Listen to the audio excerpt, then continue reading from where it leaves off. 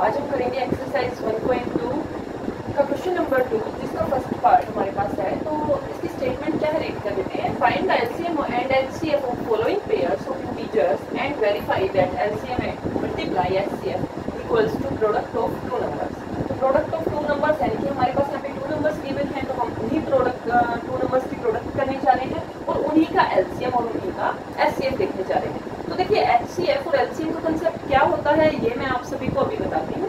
हमारे पास किसी भी टू नंबर्स के जब हम उनके प्राइम फैक्टर्स देखते हैं तो उसके बाद हमारे पास अराइव होता है उन दोनों में हाईएस्ट कॉमन फैक्टर, उसे ही हम बोलते हैं कि एचसीएफ। यानी कि जो इन दोनों के जो प्राइम फैक्टर्स हम निकालेंगे उनमें जो इन दोनों में सबसे ज्यादा कॉमन होगा, यानी कि उनकी हाईएस्ट पावर्स, वही क्या होता है हाईएस्ट कॉमन फैक्टर। और एलसीएम हमारे पास क्या होता है least common multiple. Least common multiple से हमारा मतलब है यहाँ पे हम इन दोनों में वो पावर्स, मतलब इनके फैक्टर्स की वो पावर जो सबसे ज्यादा बार किसी नंबर में आई है उसे ही हम बोलते हैं। ठीक है, तो अभी हम करने जाते हैं।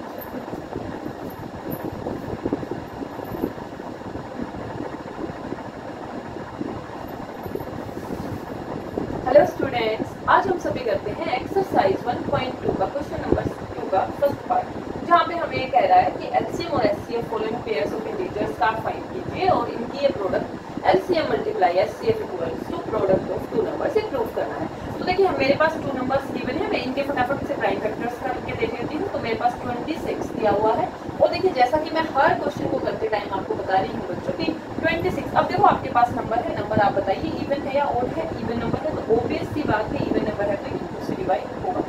2 से डिवाइड होगा, 2 1 2 2 3 6। अब देखिए 13, जब हमने लास्ट क्वेश्चन में बात की थी कि 13 एक ऐसा नंबर है, एक प्राइम नंबर है जो कि खुद अपने आप से ही डिवाइड होता है। तो यहाँ पे मेरे पास 26 के फैक्टर्स आ गए 2 मल्टीप्लाई 13। अब देखिए जब हम ना एचसीएफ और एलसीएम करते हैं तो इस 1 के भी हमारे लिए बहुत ज्यादा मायने हो जाते हैं। क्योंकि अभी क्यों हो जाते हैं मैं आपको बताती हूँ। देखिए जब भी हमारे पास इन दोनों मतलब कि उनके प्राइम फैक्टर्स, दो नंबर्स के प्राइम फैक्टर्स में कुछ भी कॉमन नहीं आता तो हमारे पास हम क्या ले सकते हैं कॉमन मल्टीपल 1, क्योंकि हमेशा हर नंबर में 1 को मल्टीप्लाई होता ही है।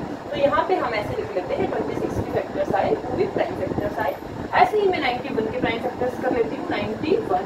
तो देखिए 91 कैसा नंबर है अब आप सब बता देंगे, इवन नंबर है, सॉरी ओड नंबर है। तो ओड नंबर होने के साथ साथ ये देखिए 91 क्या ये 3 से डिवाइड हो रहा है, आप लगाने के तो 3 3 9 और ये 1 रिमाइंडर कुछ क्या नहीं हो रहा। तो आप 4 से करना नहीं, 5 से करना नहीं, ऐसा क्यों नहीं करना, ये मैंने लास्ट वीडियो में आप सभी को बताया था। तो 4 से ये नंबर क्यों नहीं होगा, क्योंकि ये 2 से भी डिवाइड नहीं हुआ, सम संख्या नहीं है ना इवन नंबर। और 5 से क्यों नहीं होगा, क्योंकि इसकी लास्ट जो डिजिट है, जो इसका 1st प्लेस डिजिट है वो ना तो 5 है ना 0 है। तो 6 से भी नहीं होगा, इवन नंबर नहीं है। हम ट्राई करते हैं इसको 7 पे, तो 7 1 7 और 7 3 15। देखिए ये हो गया। और यहाँ पे हम इसको 13 को हमें बताइए जो खुद से ही डिवाइड होता है। तो हमारे पास 91 के भी प्राइम फैक्टर्स आ गए, जिनको मैं लिख लेती हूँ 7 मल्टीप्लाई 13 मल्टीप्लाई 1। तो मैंने यहाँ पे किया जैसे ये कि 7 मल्टीप्लाई 3 मल्टीप्लाई 1, ये मेरे 91 के फैक्टर्स हैं। और 2 मल्टीप्लाई 3 13 मल्टीप्लाई 1, ये सब मेरे 26 के हैं। तो अब देखते हैं एचसीएफ क्या होता है किसी भी नंबर में, किसी भी दो नंबर में इनफैक्ट हाईएस्ट कॉमन फैक्टर जो उन दोनों नंबर में सबसे ज्यादा बार आया है या एक बार भी आया है वही हमारा हाईएस्ट कॉमन फैक्टर होता है। तो अभी आप सभी 2 को ढूंढने गए दूसरे वाले के फैक्टर्स में, आपने देखा यहाँ पे तो 2 मिला ही, तो 2 नहीं मिला हुआ तो यानी कि आपका 2 तो कॉमन हो ही नहीं सकता। आपका नेक्स्ट फैक्टर क्या था 13, तो आप यहाँ पे 13 देखने गए, देखिए ये हम दोनों के लिए 13 मिला हुआ है, तो यहाँ पे हमने 13 को मार्क कर दिया। ठीक है, और 13 की पावर यहाँ पे भी 1 है और यहाँ पे भी 1 है, तो यानी कि 13 की पावर 1 हमारे एचसीएफ में आ गया। और 1 तो हर जगह देखिए बच्चों कॉमन होता ही है, तो आप यहाँ पे 13 क्रॉस 1 भी लिख सकते हैं, और या फिर सिंपली जो आप इसका एचसीएफ है वो यह भी लिख सकते हैं 13। ये हमारे पास एचसीएफ अराइव हो गया इन दोनों नंबर्स का 26 एंड 91।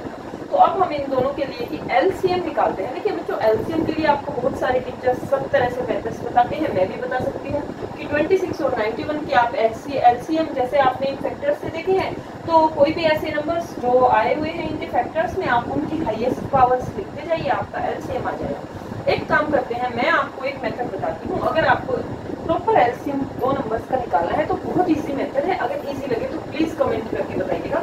तो आप देखिए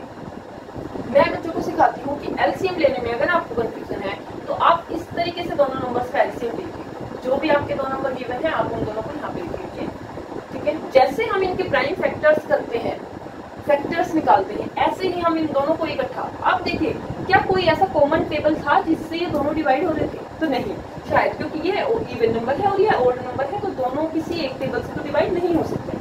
तो सबसे छोटे नंबर से अगर मैं इन दोनों में से किसी एक को डिवाइड करने जाऊँ तो मुझे पता है कि 26 एक इवन नंबर है, तो मैं 2 से डिवाइड लगा सकती हूँ, जैसा कि हमने यहाँ पे किया ही था।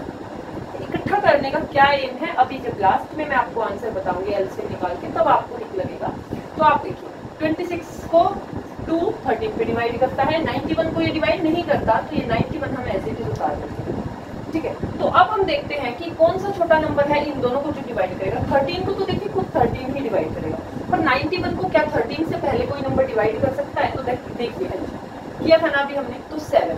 अब 7 13 को तो कंप्लीट डिवाइड नहीं करता, तो हम इसे यहाँ पे ऐसे लिख देते हैं, जबकि 7 ने 19 को 13 पे ही डिवाइड किया था। कि देखिए हमारे पास दोनों जगह क्या आ गया 30, तो अब 13 ऑब्वियस सी बात है इनसे डिवाइड कर देगा एक दूसरे को, और ये आ गया। तो एलसीएम के लिए देखिए हमें कुछ नहीं करना पड़ा, हमें यहाँ पे पावर्स में कंफ्यूज नहीं होना पड़ा, मैं ये फैक्टर लिखूँ, ये लिखूँ, ये लिखूँ या ये लिखूँ। मेरे को सिंपली जो यहाँ पे जब आपका यहाँ 1 1 अराइव हो जाए, उसके बाद जो ये फैक्टर्स होते हैं सिंपली आप इनकी मल्टीप्लाई करिए और यही आपका क्या हो जाते हैं, एलसीएम हो जाते हैं। तो मैं कहती हूँ एलसीएम ऑफ 26 एंड 91 आप सिंपली मेरे पास यहाँ पे 3 नंबर्स आए हुए हैं, 3 मल्टीपल 2 मल्टीप्लाई 7 मल्टीप्लाई 30, और इनकी प्रोडक्ट ही बच्चे हमारी क्या हो जाती है, एलसीएम। हमें यहाँ पे ये देखने में कंफ्यूजन नहीं हुई कि हम कौन सा फैक्टर लिखें और कौन सा नहीं लिखें। तो यहाँ पे मल्टीप्लाई जब आप करेंगे तो 13 7 जा 91, 91 2 जा 180, यही आपका एलसीएम है इन दो नंबर्स, ठीक है। तो जब आपने एलसीएम अराइव हो गया आपका दोनों नंबर्स का, तो हमें क्या कहा गया था, इस स्टेटमेंट को भी प्रूव करो। देखिए ये जबकि बात ट्रू है कि अगर हम उन दोनों नंबर्स की एचसीएफ और एलसीएम को मल्टीप्लाई कर देते हैं और दूसरी साइड हम उन दोनों नंबर्स को मल्टीप्लाई कर देते हैं, जो दोनों साइड्स में हमारी आरएचएस और एलएचएस वो आती है हमारी इक्वल। तो चलिए इस बात को हम प्रूव करके देखते हैं। तो मैं आपको यहीं पे करा देती हूँ। अभी इसने हमें क्या बोला था कि यहाँ पे हम करते हैं LCM multiply HCF equal to product of first number, या फिर मैं लिख सकती हूँ first number multiply second number. अब मैं देखती हूँ मेरे पास एलसीएम क्या अराइव हुआ है 182 और मेरे पास एचसीएफ क्या अराइव हुआ है 13। फर्स्ट नंबर क्या था मेरा 26 और सेकेंड नंबर क्या था मेरा 91। हाँ जी, तो देखते हैं हम इन दोनों की मल्टीप्लाई क्या आ रही है हमारी। तो मैं यहाँ पे मल्टीप्लाई लगा रही हूँ 13 2 26 6 और 2 13 8 जा 104 एंड 2 6 एंड 13 8 जा 106 और हमारे पास रिमाइंडर रह गया और 10 13 13 और 10 23। यहाँ पे हमारे पास ऑब्वियस सी बात है 2 3 6 6 आएगा।